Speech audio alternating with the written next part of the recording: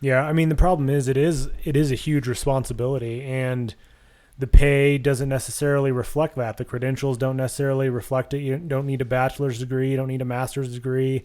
You're not paid the best, and the responsibility is immense. I mean, some of the stuff I did as a paramedic, the stress level was far higher than I ever deal with now. I mean, now when there's a critical patient, there's always going to be an ER doctor working with me, right? It's never going to be all on my shoulders versus being 2 hours out from the hospital. I've got to RSI a patient. I've got to figure out what the drug dosages are. I got to draw them up.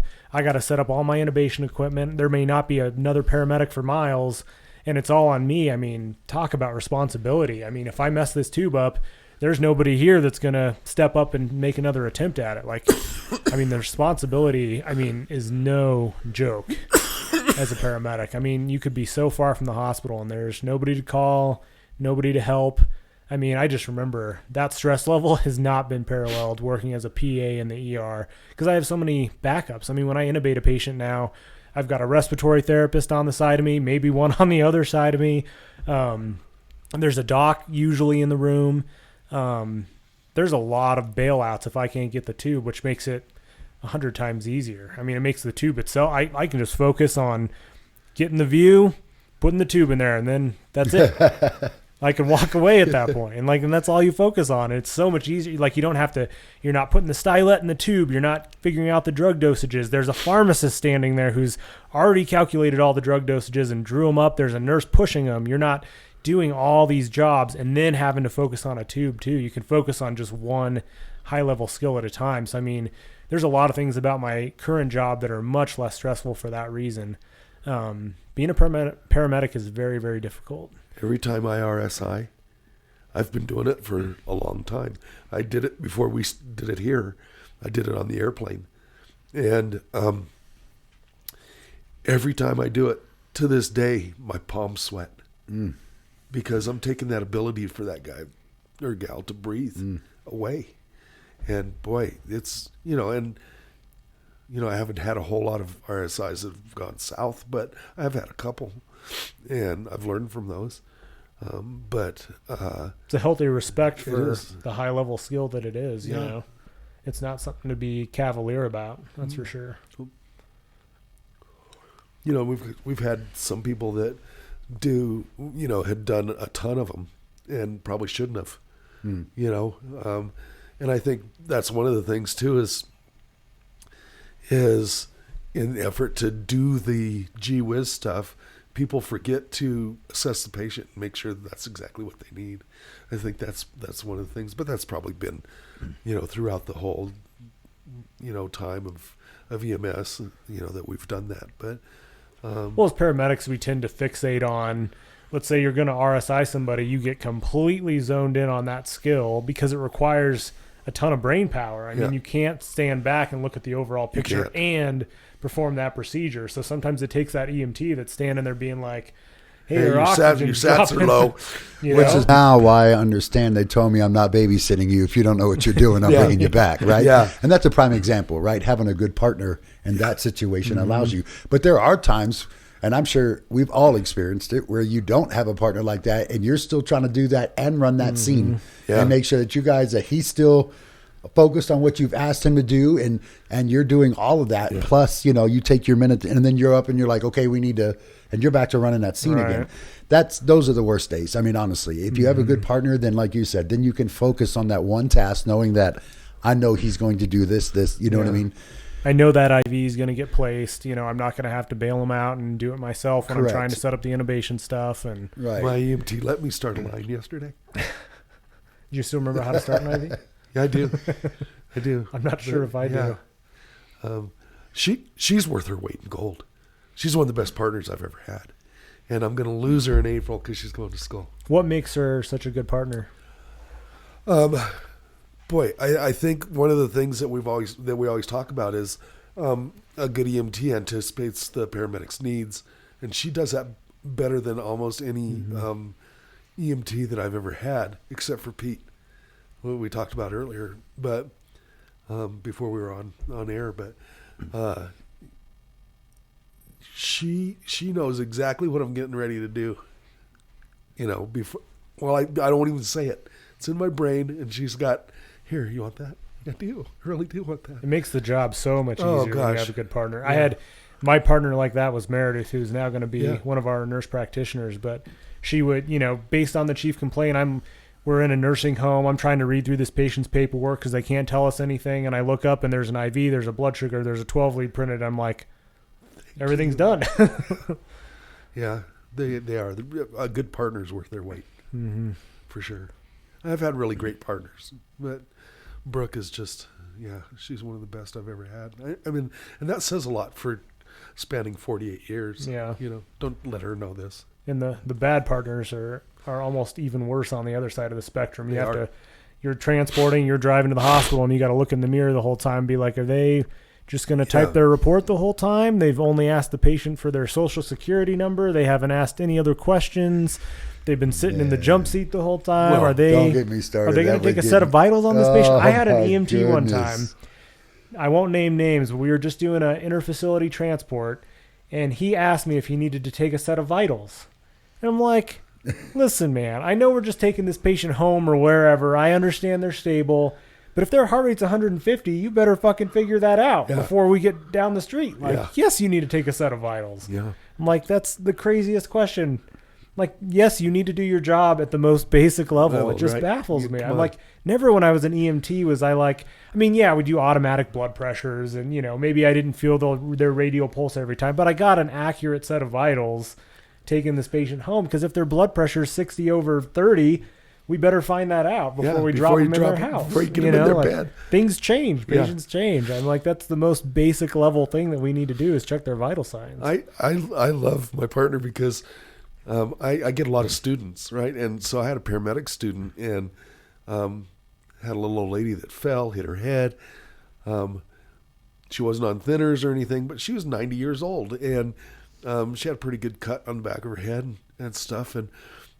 But it was BLS, and so I was driving, and I could hear her in the back. She's like, to the paramedic student, she's like, well, is there anything else that you want to do? And, the paramedic student said, well, I'll check her pupils. She goes, how about doing a trauma assessment? Let's do that. There's nothing more gratifying as an EMT, number one, and more degrading as a paramedic student than when that EMT on a BLS call tells you that you're missing things and you should have. And I think that was one of the biggest lessons I learned for me was you come out of paramedic school and it's literally all like the simplest little call in your head, and you are like, well, it could be ALS because what if this, but just nonstop, and you forget that it all starts with BLS first. Yeah. Like everything will be BLS first. It doesn't matter. You know what I mean? You don't have to jump. And it was so hard for me because I wanted everything to be ALS just to run an ALS call. And then I realized I had a partner tell me one time, yo, bro, you got to let me attend some calls. This is ridiculous. And then I realized, okay, I need to calm down. I need to go back to just BLS is BLS. Well, that's that's something as a new paramedic that's hard to do is realize when you can trust your EMT partner with a patient. I think when you're new, you don't even trust yourself, and then it's another step further to trust your partner taking a call. Yeah, and I did explain that. Eventually I had to tell him, look, man, I'm new, and you have to understand that I went from not being responsible for anything to being responsible for everything, and it feels like overnight. Yeah. Mm-hmm. You know what I mean? Because you're in the FI program, and the next shift you're on your own when you've completed your total FTO time, and then you're just okay. You've been blessed, and you're like, but I don't think I'm ready to be blessed. Every time that pager goes off or that ding or whatever noise it is, you're like, oh shit. Yeah, I'm the paramedic now.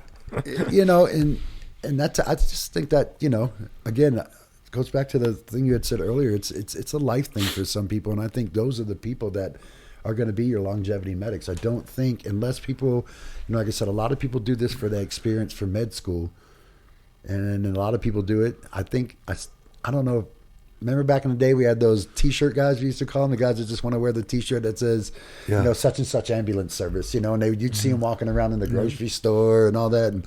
And I would always laugh because I always think like the real, true, honest paramedics aren't trying to brag about what they're doing. They're not telling everybody. They're not like that. Yeah. You know what I mean? It's their life. This means something to them. You know? I see that in the ER when I take care of like other doctors. That doctors that come in never tell you they're a doctor, but the CNA that comes in tells you that they're a nurse, you know, and like you're like, okay, all right. But the doctors, you find out more incidentally, more than anything, because you're like, you're using a lot of medical terms, or you in the medical profession thinking they're going to say something like CNA or nurse or whatever, and they're like, oh, I'm an oncologist or whatever, and you're like, okay, I would have liked to know that before I started talking down to you a little bit. Do you guys have any stories from your time as paramedics that have reassured you that this is the career for you, or that have rejuvenated you when you're burned out? Well, I've had I've got stories of calls that made me want to do better. I think we all have victories, and I seem to not remember them as vividly as I do the mistakes, or sometimes the most horrendous calls. And Eddie and I have talked about this before, because Eddie's had some pretty horrendous calls, and so have I. I think I have one of the stories that probably made me one of kind of the paramedic that I am today. It was a turning point in my life. My oldest son was very small, Nick, and he was sick. He was in the hospital. Had an osteomyelitis, and I was a brand new paramedic, brand new. And there were only two of us in the town that I worked in, and I was by myself on this pretty horrendous traffic accident. And a kid about my son's age had been thrown out of a window of this truck that he was traveling in. And just the mechanism of injury, the truck basically cut him in half. And I would have been okay had he been dead, but he wasn't dead. He was still alive. And so I had to work him, right? And I did fine until we got to the hospital and he arrested. And so I'm standing there. I was close, so I'm doing CPR on this kid. And, man, I got light.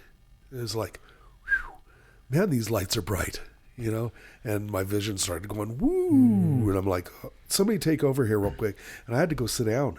And, I'm a stud medic. I'm 21 years old. I'm the guy.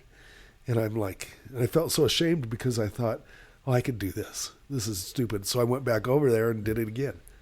And same thing. And I almost quit. And thank God for my father-in-law that I worked for at the time, who said, those calls are few and far between. He said, and that child had no better person to help them at that time than you. You were his best option. He said, so before you quit, you think about that. And thank God for Glenn, because otherwise I would have wasted all that time going to school and would have put my brakes on a career that I've learned to love. So I think, when you talk about stories, I think the bad ones stick with you more. And the ones where you really screw up stick with you more. Mm-hmm.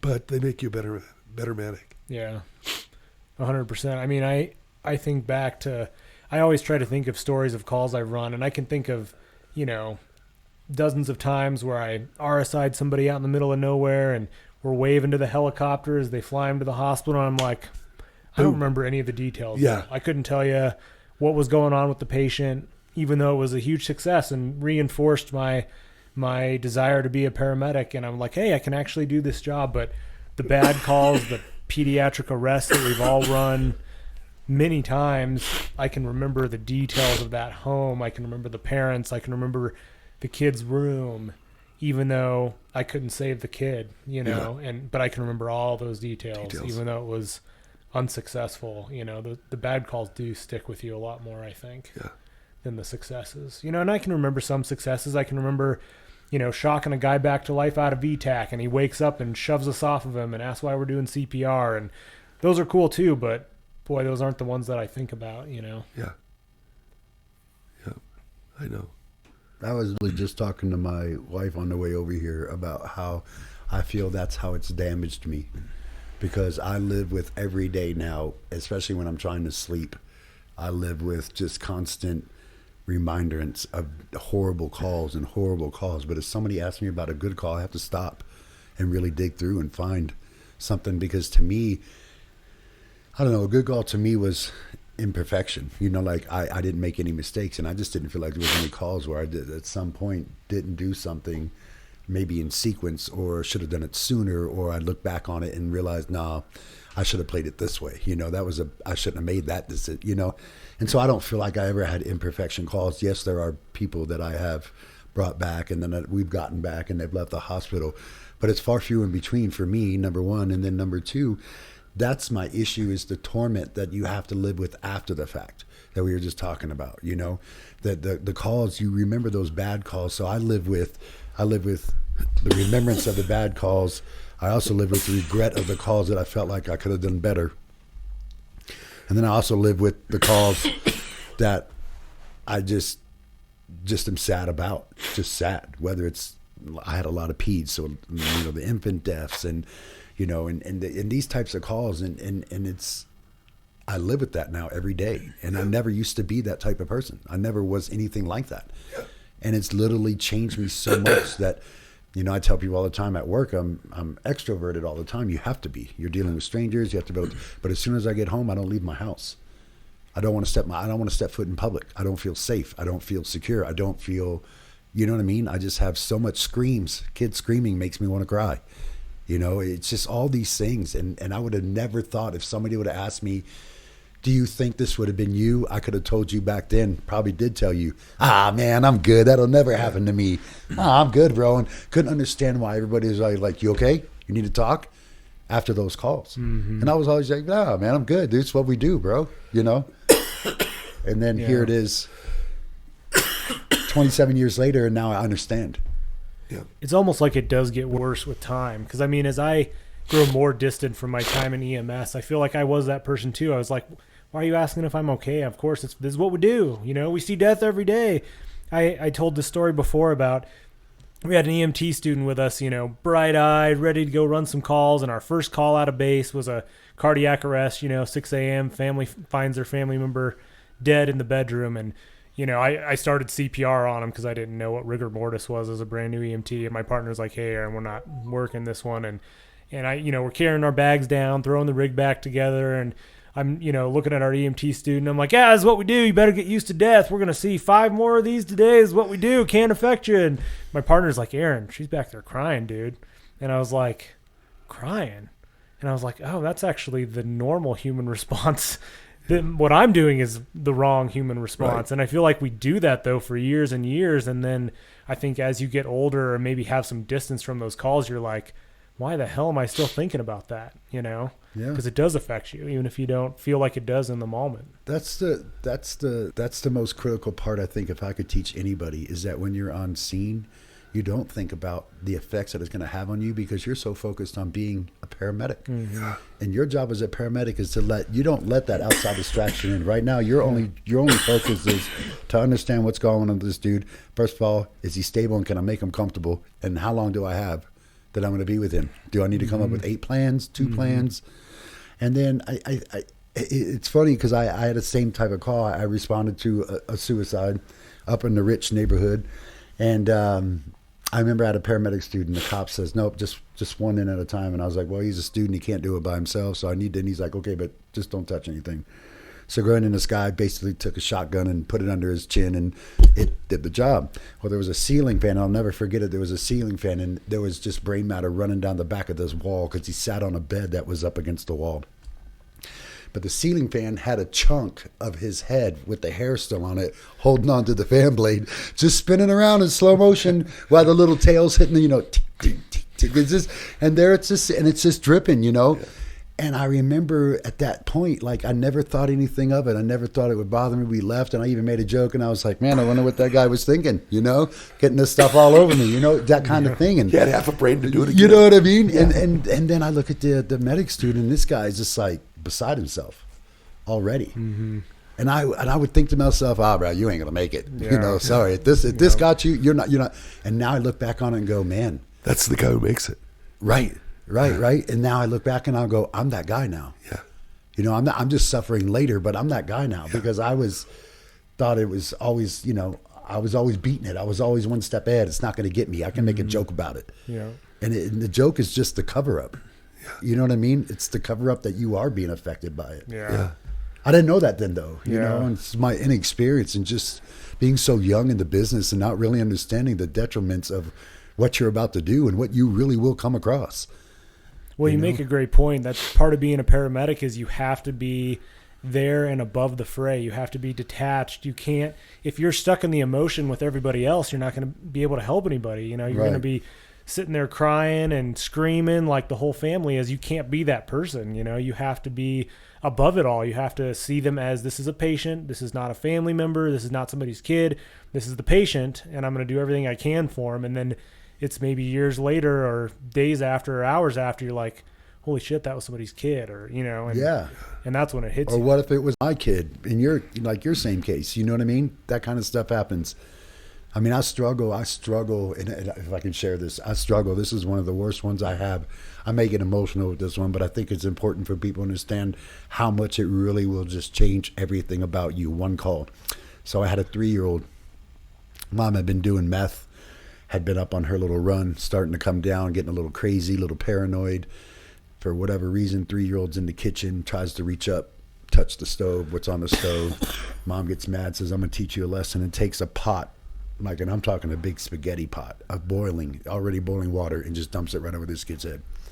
And so we show up there, and how they always teach you, if the kid's not crying, there's a problem. Yeah. This poor little girl, Lily, was sitting on the kitchen floor, and her skull and hair her hair and skin were already gone. All you could see was skull.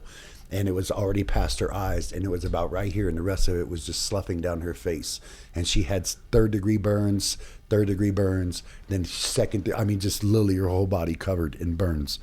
And she's just sitting there on the floor, and you look at that, and then you see this lady, and she's, you can't, what do you do with that?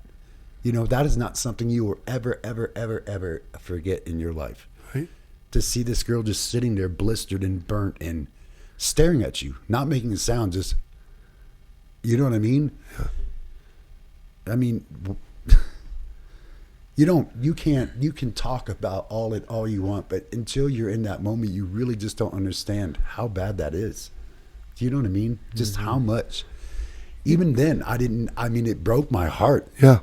But it's 1,000 times worse 20 years later. Yeah. And 1,000 times worse. And all the counseling in the world never touches it. No. It's always there. That's the stuff that makes me struggle now. I don't want to say I don't struggle with other things because all of it's associated with that. I get anxiety. I've tried to explain to my wife, it's hard when you go for 24 years, CSI, scene safe. You're constantly walking around doing this. That's all you do. And I was like, you can't just come home and turn it off. Yeah. You've done it for so long. I walk through Walmart and that's all I'm doing. Yeah. And I feel like this is where it's changed my life. It's affected me completely in my life. Like, that's all I do now. I go to a restaurant, I have to face the door because I don't feel safe. CSI, scene safe. It's just been breaded in everything I do. And it's so hard that I'm not even on the ambulance anymore, and I still can't find a way to separate those things that are embedded in EMS. Yeah. You know what I mean? Well, it becomes part of your DNA. I was talking with a couple paramedics earlier that, EMS is a very unsafe job. Scenes are never really safe. They're fluid, they're changing. How many times have you gone into a bar and there's 1,000 drunk people that want to fight you and you're just trying to get to the one patient? Yeah. There's not enough cops in the world to make that scene safe. And you go out into the middle of nowhere in some of these rural locations, there's no cops and you're knocking on somebody's door. There's no porch light on. You don't know what you're walking into. It's a very sketchy job a lot of times. we You had- just don't know what you're going into. I was sitting last night doing some paperwork, and I heard on the radio one of our crews say, "Hey, can you give me a ticket for a walk up?" Somebody walked up to the ambulance and said, "Hey, I need help." And boy, and thank God she was on top of it. She goes, it was probably 30 seconds later. She goes, "Disregard, we're leaving the scene. The patient has a knife." Oh gosh. And I'm like, "Oh God, good for you. Right, yeah. Thanks for not getting them in the back of the ambulance and ended up with a knife in your gullet." And that's your head on a swivel, like Yeah. constantly looking for But that. you're right, Eddie. Your senses are peaked. And it's just like, it's like a cop, it's like fire, it's like, any operator, Army, Navy, Air Force, Marines. It's you get those, you get that mindset that you've always got to be ready, and it doesn't turn off. It lasts forever. You know what I would like to see, to be honest, that I think would really benefit EMS the most is not pay increases. And as much as I hate to say that, no, I mean, they Bite your deserve, tongue.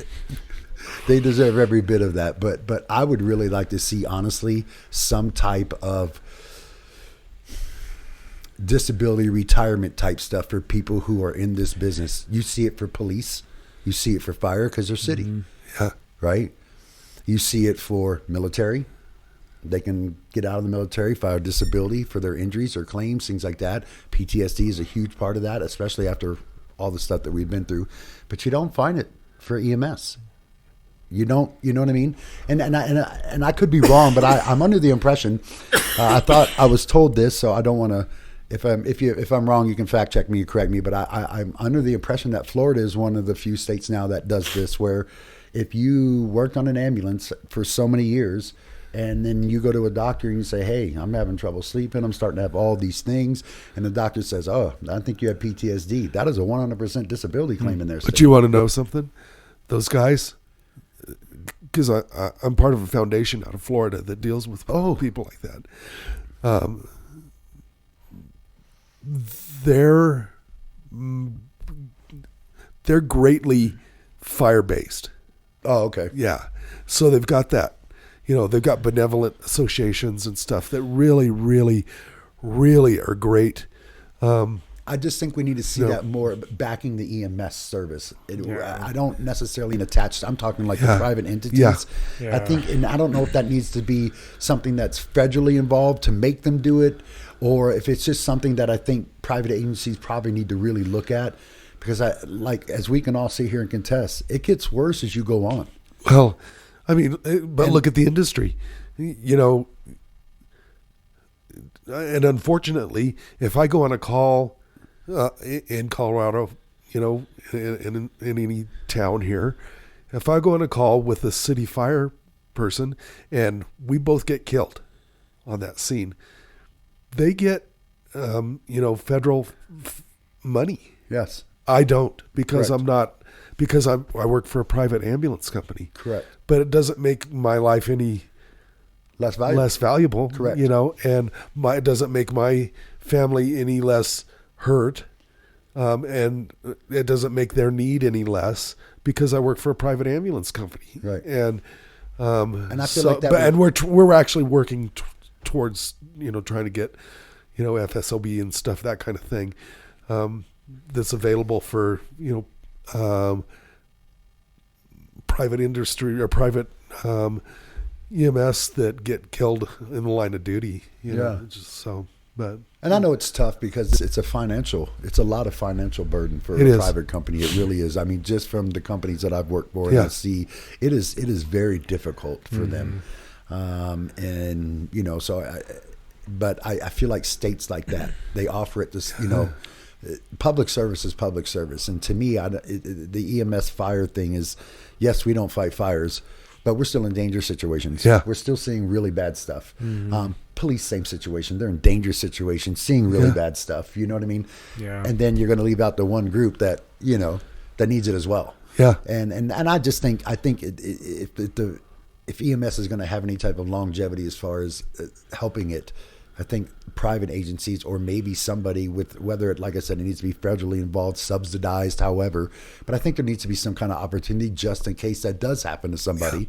They can say, well, if I do 20 years and I do come down with PTSD, or I do find out later that it affected me, you know, I have a chance to still survive. And you know, you have to understand, and I think we've all said this, once you get your cert and you reach paramedic and you've done it for so long, it's really hard to go do something else. Mm-hmm. Because at that point, and I know you can contest to this. I'm just starting out. You've been going so long that you reach a point where it's not practical. Yeah, to do something. To go do something else and lose the amount of money that you've literally just put 27 years in to get to. Mm-hmm. It's just not practical. And I think that's part of the problem for me is I'm ready. My brain is just done with death and destruction and sadness, but financially it doesn't make any sense at all. It's like death. Yeah, it's like, you go ahead, and if you do that, you're financially done. You know, and if I started somewhere else, basically, what I'm saying is they would be like, well, we can start you at entry level, so we'll start you at 19. Yeah. You know, we'll see how you do, and you're like, 19, I'm gonna die. You know what I mean? Like, so I think that's, you know, part of the longevity of the people that are left too, is I think some of us it's not financially smart to leave at that point.